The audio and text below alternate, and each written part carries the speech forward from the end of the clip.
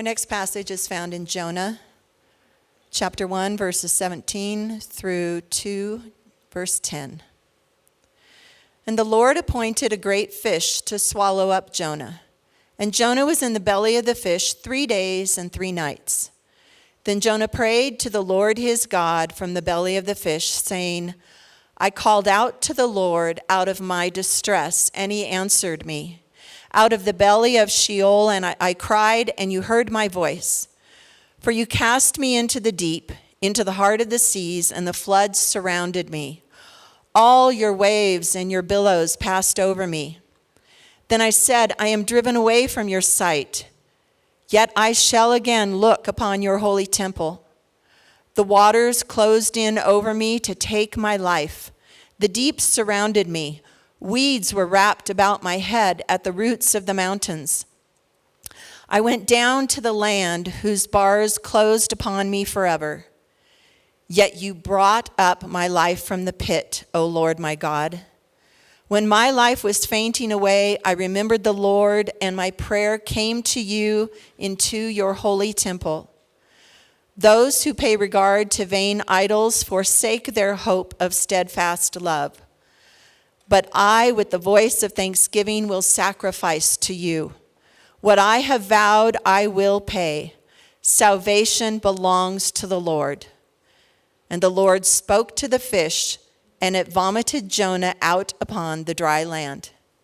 This is God's word for us this evening. You may be seated.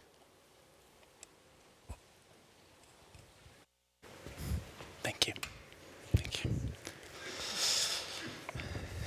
Good evening.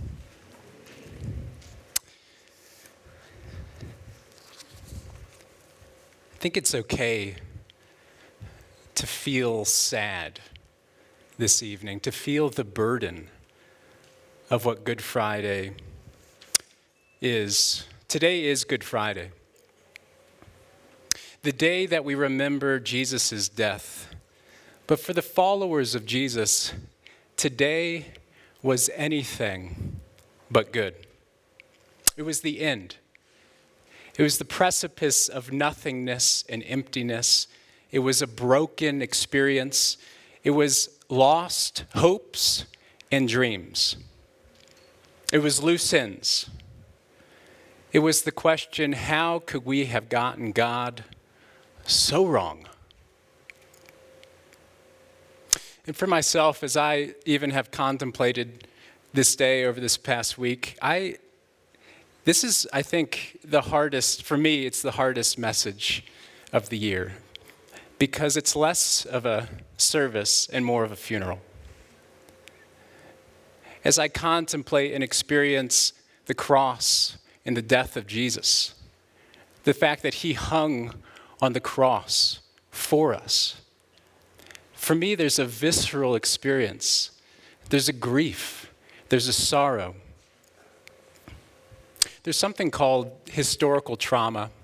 I don't know if you've ever heard of that, but it's basically the experience of a group of people over time and throughout history that as sorrow and brokenness and loss pile up and up and up and up, it's basically transferred from one generation to the next, to the next, to the next. One time I visited my grandma's place of childhood, which was in Oklahoma. She grew up on a reservation in Oklahoma. And I knew that for her, as a Native American, this was a place of sorrow and suffering for her. And what I was so surprised by in that moment was when I went to be in that place where she lived, I had trembling. I experienced the sorrow of her childhood. And I think for us today, we can experience Jesus in that same way,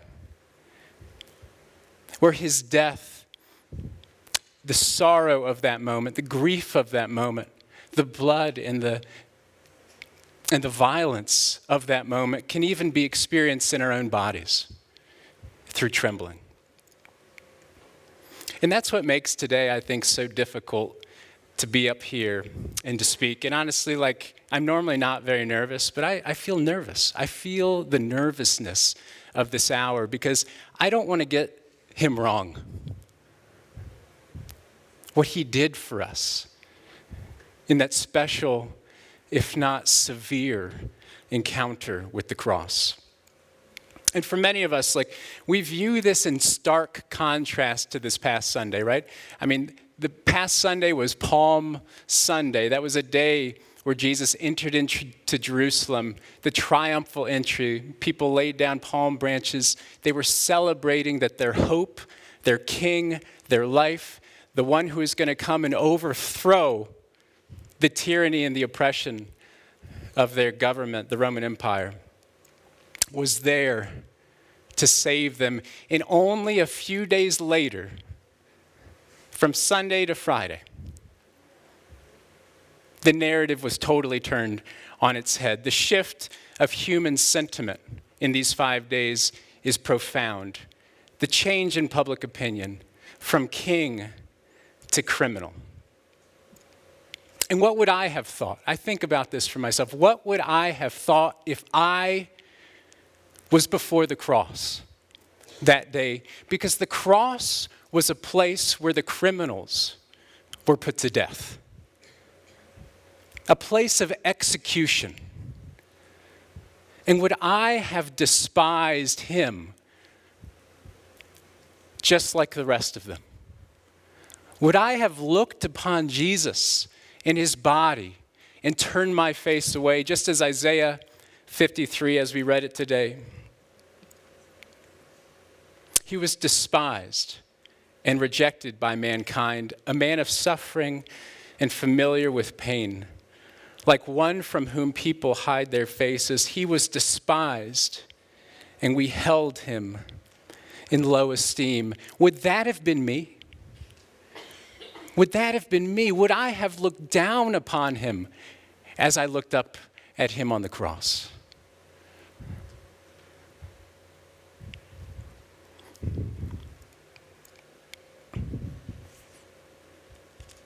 Jesus pursued the outcast and the lowly and the sinner by becoming the outcast and the lowly and by being numbered among the sinners. He pursued the broken by becoming broken himself. And I think for us, if we are followers of Jesus, it is hard. It is hard. And I feel in myself this reluctance to follow in that same pathway, to become broken like he has become broken, to become an outcast just as he had become an outcast, to associate and to number myself, just as Isaiah says, among sinners, just as he associated himself and numbered himself among sinners, and ultimately to take up my cross and to follow him. I am reluctant towards that. And I think on that night, there was at least one person. There was at least one person who got it right that dark day. And it was the guy hanging next to Jesus. Because he himself got the cross. He got the cross, of course, along with Joseph of Arimathea and the other women that followed Jesus. I don't want to exclude them, but the man that hung next to Jesus, he got the cross. And let us not for ourselves mistaken Palm Sunday for Easter Sunday. To be people of Easter Sunday, we must move away from the triumphalism of Palm Sunday and immerse ourselves in Friday, because ultimately Easter is birthed out of brokenness. Easter is birthed through sorrow. Easter is birthed in the darkness of Good Friday. And so I want us to sit there today. I want us to arrive there today. I don't want us to just say, oh, Sunday's coming. Of course, it might be. But in this moment, let us absorb and experience the brokenness of the cross, because it's through that we really can understand what resurrection means. But my friends, we run. We run from that kind of humbling. The disciples, they themselves, they ran. They ran from that kind of humbling, because for them, for their leader to be put on a tree, to be sacrificed on a cross, their numbers were up just the same. And they scattered into the darkness that night to avoid this. The cross is too heavy. To live his love, his sacrificial love, is to give up ourselves. And that is a number, that is a calling that is impossible, seemingly impossible. To give up ourselves for others, to give up ourselves for enemies. And this really is what the gospel is. Just as Romans says, Romans 5:8, but God demonstrated his own love for us in this: while we were still sinners, Christ died for us. While we were still living out the broken narratives, the broken ways of life, even against God, calling God our enemy, God himself in the form of man, Jesus Christ, he came down, emptying himself of all vestiges of power, and he died for us, even to the point of dying on a cross. This is the gospel. And this is also the pathway that has been established for us, for those of us that follow Jesus. We follow Jesus to Golgotha. We follow Jesus to the cross. We follow Jesus to become people of sacrificial love.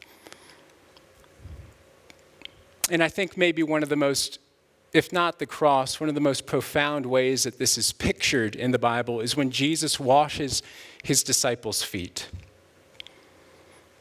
It was right before Jesus went to the cross, right before he was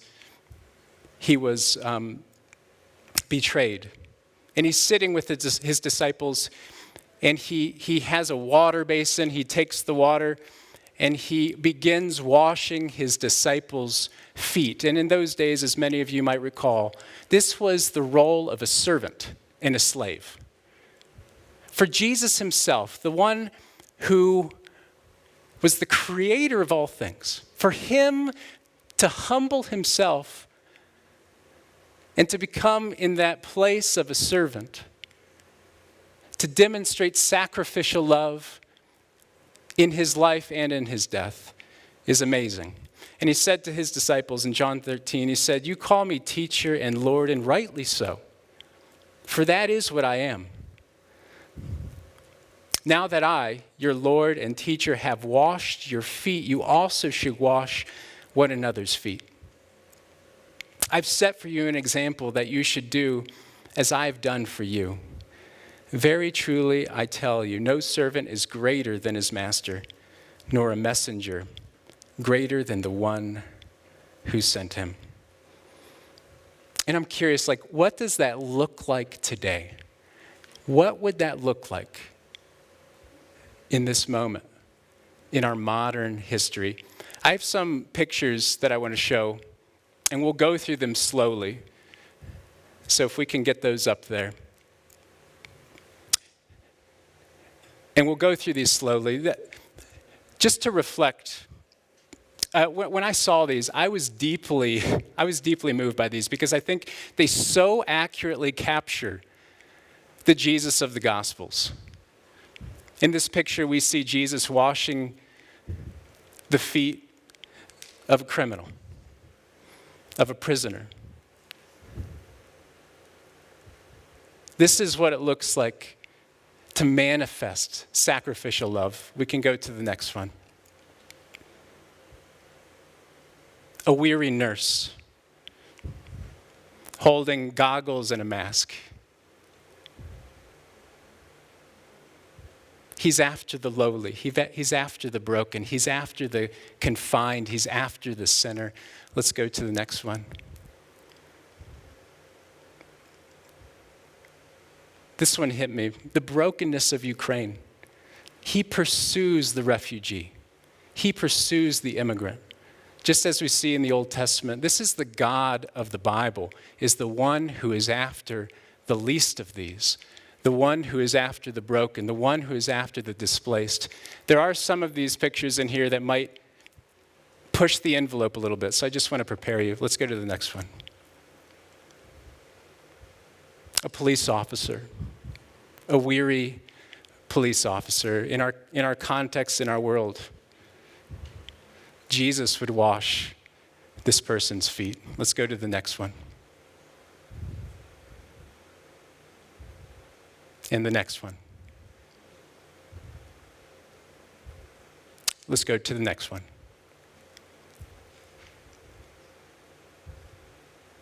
And the next one.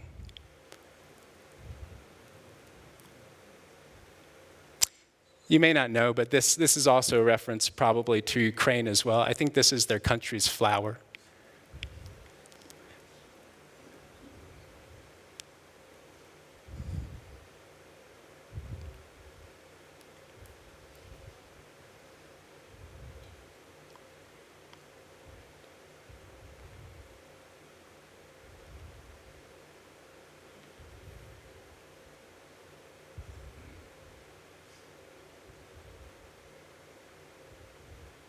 Let's go to the next one.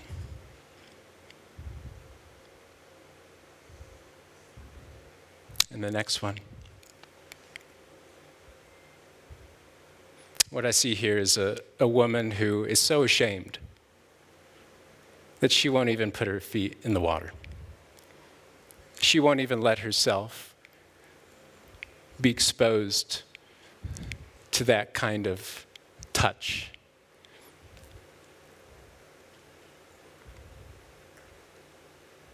Jesus comes around and embraces these kinds of people. Let's go to the next one. And the next one. This might be the Western society, the Western world. We're so distracted, aren't we? And the next one. People that are so caught and bound and trapped in the cycles of brokenness and sin in their lives. For all we know, this person's father was an alcoholic. His grandfather was an alcoholic.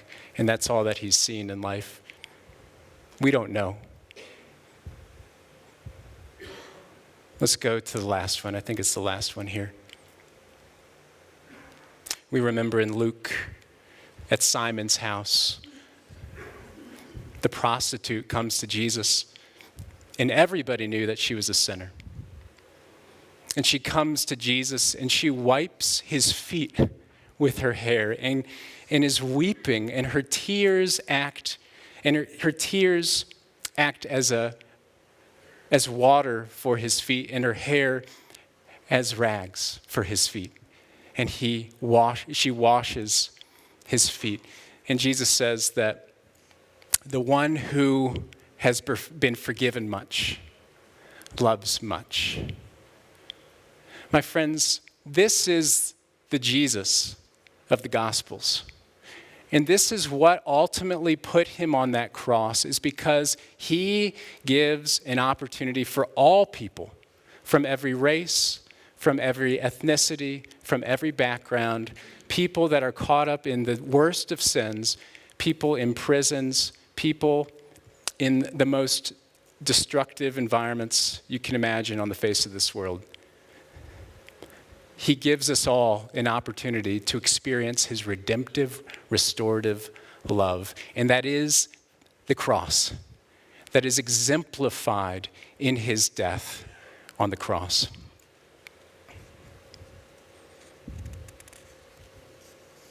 Jesus pursued the outcast and the lowly by he himself becoming outcast and lowly.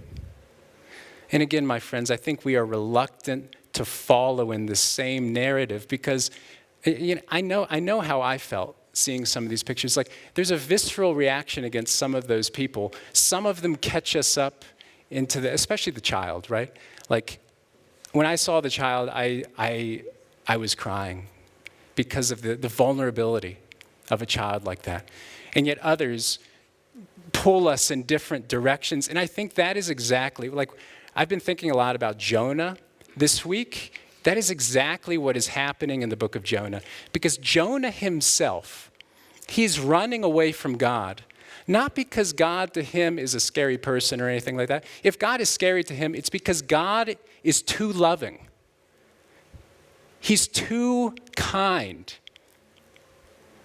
Because with Jonah, God calls him to the absolute worst, the absolute most enemy, the greatest enemy that he could have ever been invited on his mission towards. Nineveh. Nineveh to Israel was the absolute worst place that you could ever go as an Israelite. And Jonah is called there. Jonah is called there. Nineveh was the capital city of the Assyrian Empire, a very brutal and ruthless place. It was the seat of Asher, the god of Assyria, basically seen it as this preeminent deity that ruled all other gods. That was their view of their god. And so through that mindset, they were a people of conquest. And Israel was caught up in that whole narrative. And Jonah is called to go. And this is why Jonah is so reluctant. Let's read at the chapter 4, 2 and 3. He's talking to God about why he didn't want to go originally. Isn't that what I said, Lord, when I was still at home? That's what I tried to forestall. That's why I tried to forestall by fleeing to Tarshish.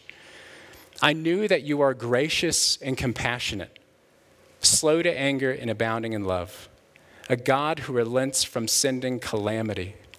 For Jonah, God's love was offensive to him, because it included people that he would have rather seen God punish.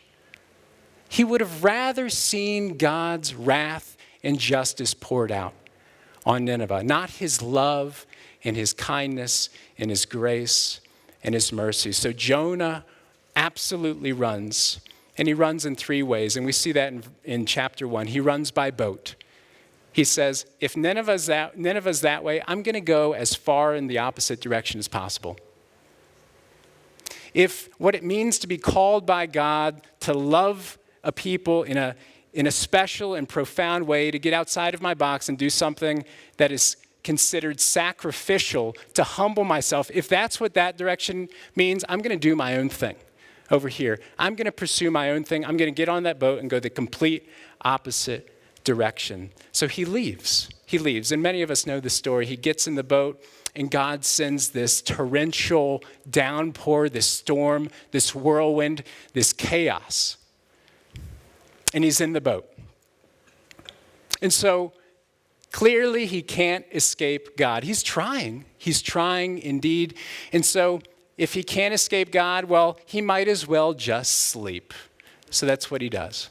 He goes into the bottom of the boat, and he tries to numb himself from experiencing the storm.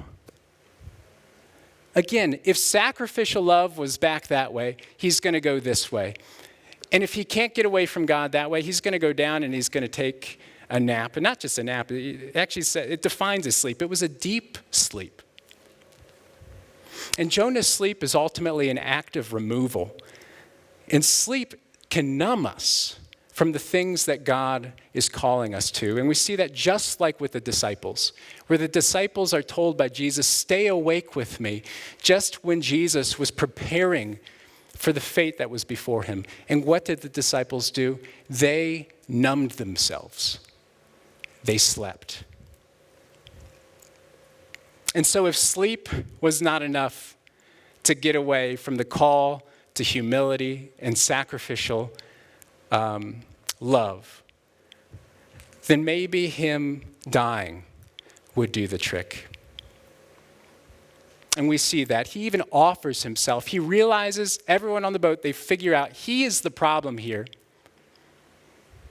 And he even suggests, he says this, pick me up and throw me into the sea, and it will become calm.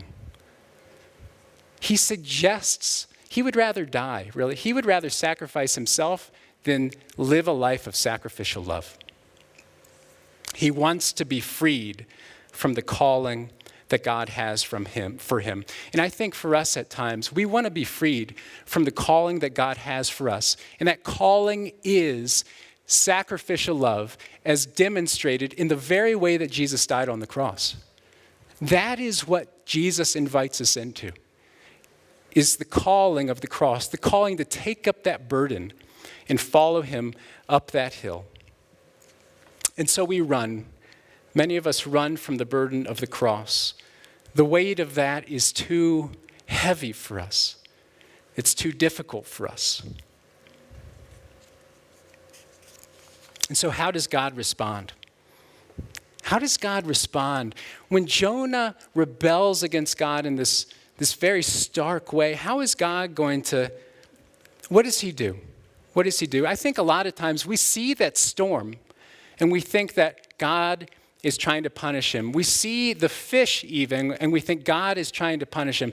And we see the tree in chapter 4, and we say God is trying to punish him. And I think the same way, if we were there 2,000 years ago, we would have looked upon Jesus, and we would have said, what is wrong with that man? He must have done something wrong. God is trying to punish him. Just as Isaiah 53 says, we considered him punished by God, stricken by him and afflicted. But maybe less clear, okay, the punishment is clear, but maybe less clear is that through that punishment, God is also pursuing us. Just like through the storm and through the fish and through the tree, God was pursuing Jonah again and again and again. And friends, our Palm Sunday moments of triumph, those great moments of triumph in life might feel like the favor of God. But those Friday moments, they rarely feel like God's favor. They feel more than anything like he's against us. But it's actually those hard times, it's those broken times, it's those cross-centered times, it's those death-experiencing times that we see most clearly that God is pursuing us, that God is with us. I love the book, The Horse and His Boy. I don't know if you've read that. It's a part of the Narnia series. It's one of my favorite books. And it's basically about this young boy named Shasta. He's an orphan. He's under the caretaking of a horrible, horrible person. So he flees that person and goes on this amazing journey with lots of trouble and difficulty alongside the talking horse named Bree. And towards the end of the book, and I don't want to ruin this for any of you, because it is a fantastic book, but through the mishaps and the challenges and the burdens of his experience, he comes into contact now with this voice, which is Aslan, but he doesn't know that. And Shasta is petrified. He's unable to see Aslan because of the darkness and the mist. And he says this, I can't see you at all. And then through conversation, Aslan basically says, tell me your sorrows. And then Shasta, he begins to open up and talks about how he was brought up by this very abusive and stern fisherman, and how he fled from there, and how he went through these journeys of brokenness and sorrow and emptiness and isolation, where there was death and adventure and violence. And then later, Aslan answers after he's talked through all these things, and he says, I do not call you unfortunate, said the large voice. Don't you think it was bad luck to meet so many lions? Said Shasta. There was only one lion, the voice said. What on earth do you mean? I've just told you there were at least 2 lions the first night. There was only one, but he was swift of foot. How do you know? Said Shasta. I was the lion. And as Shasta gaped with open mouth and said nothing, the voice continued, I was the lion who forced you to join with Erebus, his friend. I was the cat who comforted you among the houses of the dead. I was the lion who drove the jackals from you as you slept. I was the lion who gave the horses the new strength of fear for the last mile so that you could reach King Loon in time. And I was the lion you do not remember, who pushed the boat in which you lay, a child near death, so that it came to the shore where a fisherman sat wakeful at midnight to receive you. What looked like punishment, what looked like sorrow, those Friday experiences was for healing. God responds to Jonah by pursuing him with the storm. He pursues Jonah with the fish. And these experiences, and especially the fish, and I wish we had time to just talk about that fully. The fish was an experience of metamorphosis for Jonah. It was an experience of him being remade. Some commentators even think that Jonah actually died and then came back to life. Jonah is really, I think it's important to see that Jonah is this messed up character in the Bible. He actually doesn't get it right. Not at the beginning, not at the end. He struggles to follow God in all of it, in the entire book. He runs from God. But somehow in it all, Jesus still takes this broken story of Jonah, this broken person, and Nineveh too, this broken people. And God uses this, Jesus uses it to even describe himself, to describe the cross. The story of imperfect struggle becomes the prototype of Jesus' death and resurrection. And we see that in Matthew 12, when all of the Pharisees and scribes, they're trying to set Jesus up in this weird situation. And they're saying, we want a sign from you. And Jesus says, you don't need a sign. I've already given you plenty of signs, by the way. But the sign I will give you is the sign of Jonah. Because he was in the fish for 3 days and 3 nights, and the Son of Man will be in the belly of the earth for 3 days and 3 nights. Jonah has become the prototype. This imperfect character who rebelled against God has become, in some profound metamorphic way, the prototype of the way that God works in normal people like you and like me. He legitimizes Jonah's struggle by entering it and enshrining it.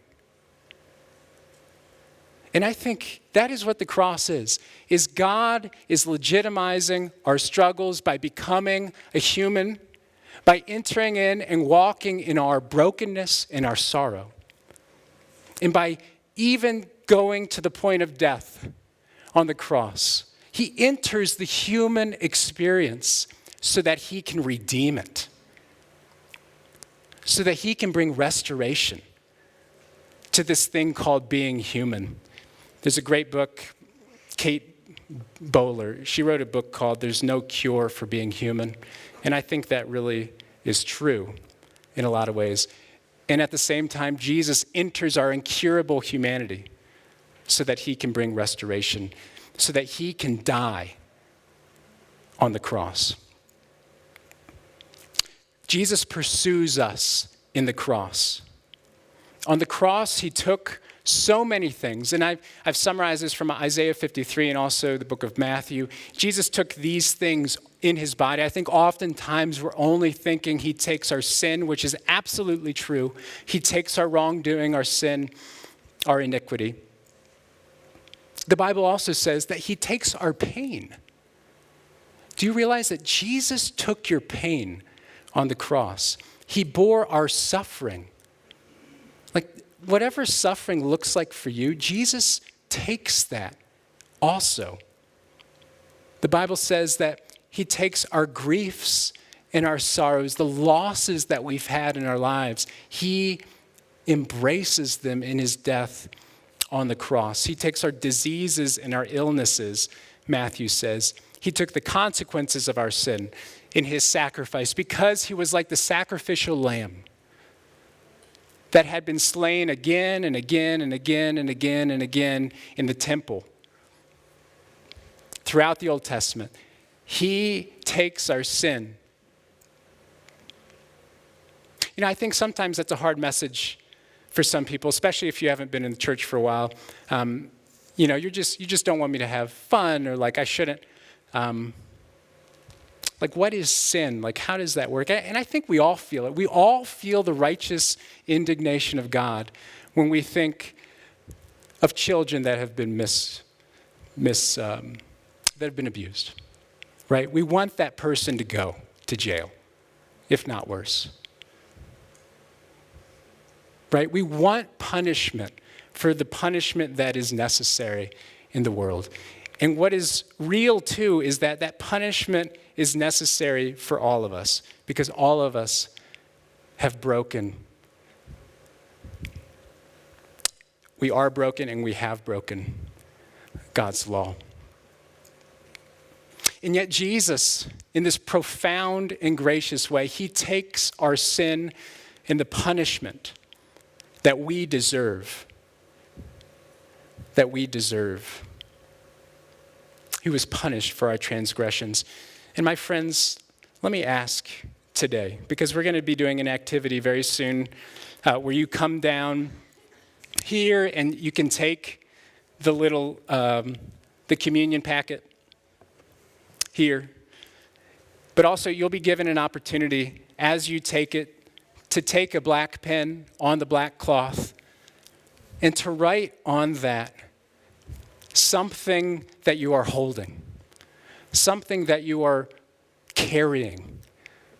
You know, maybe it's a sin that weighs you down so much and you feel so much shame and you see this behavior or this pattern in your life just breaking relationship after relationship after relationship. Maybe it's an addiction that you've been carrying for so long. Jesus wants to carry that in his body on the cross.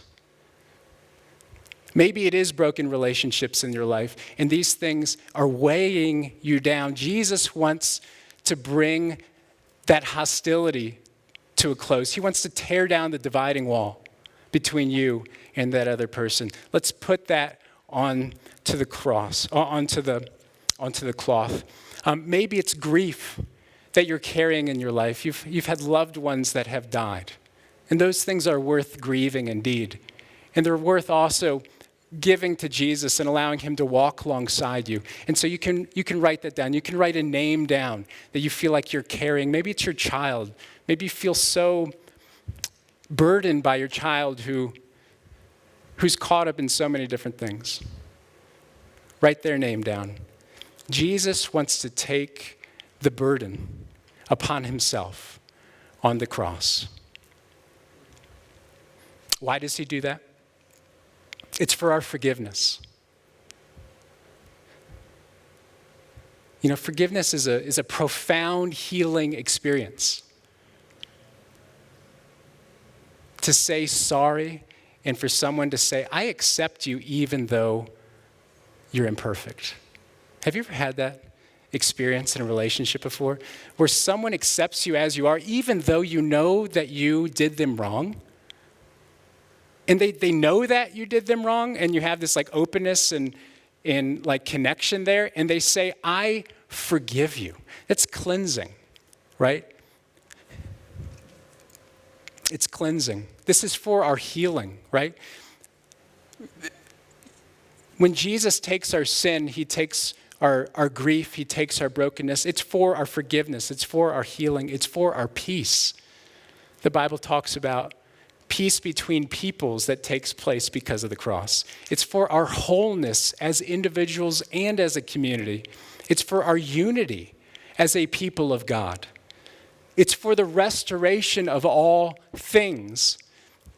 It's for doing away with the old things and initiating a new creation. All of this happened when Jesus died on the cross, so that we could be people who live out the same restorative, renewing, sacrificial love. So, my friends, again, I just want to reiterate, please, when it's time, like when the music begins here, and I'll close in prayer, just file down freely. There's no pressure either, okay? So come down freely. You know, take one of the burdens, or maybe there's multiple burdens. Feel free to write those on the black cloth. Write the sin that you are bearing on the black cloth, and then take your communion back with you to your seat, and then wait, and we will have that all together at the same time. So God, we do thank you. We do thank you that you are the God of sacrificial love.